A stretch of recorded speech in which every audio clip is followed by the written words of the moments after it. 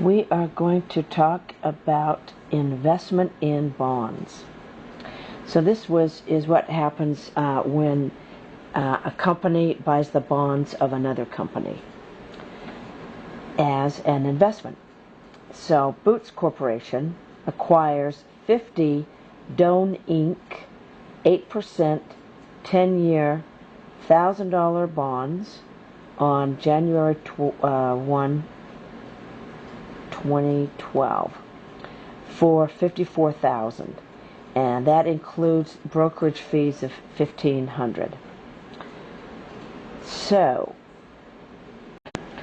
the journal entry to record the acquisition of these bonds would be on January 12th or January 1st. You're going to debit debt investment, or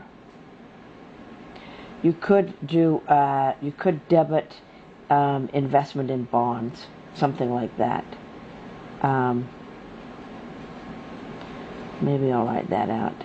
Investment in bonds for the $54,000.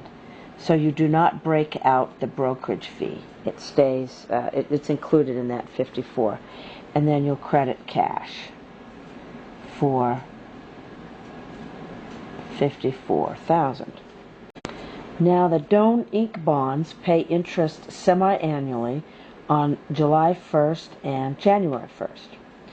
So the amount of interest that they're going to pay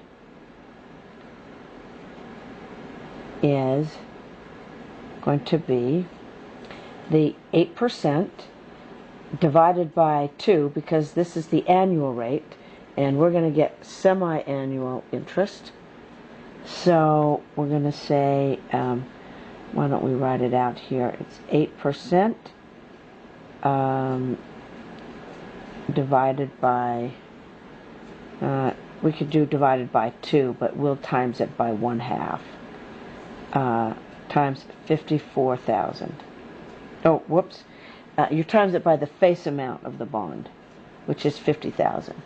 So our interest is going to be $2,000. So to record the bond interest on July 1st, 2012, we're going to debit cash and interest receivable, and this will be for $2,000 and $2,000. Now Bootz Company is going to have to accrue the interest at year end for the period July through the end of December, because they're not going to pay it until January 1st of 2013. So we would have a journal entry here on 12/31/12.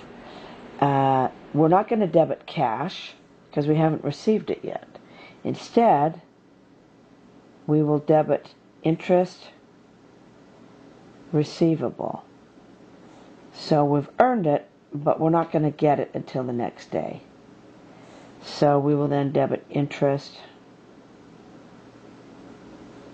revenue, which, now that I'm looking at this, I can see I wrote the wrong thing up here. It's revenue. Interest revenue. Now the next day, on January 1st, 2013, we're going to pay, we're going to receive the cash. So debit cash for $2,000, and we will credit that interest receivable.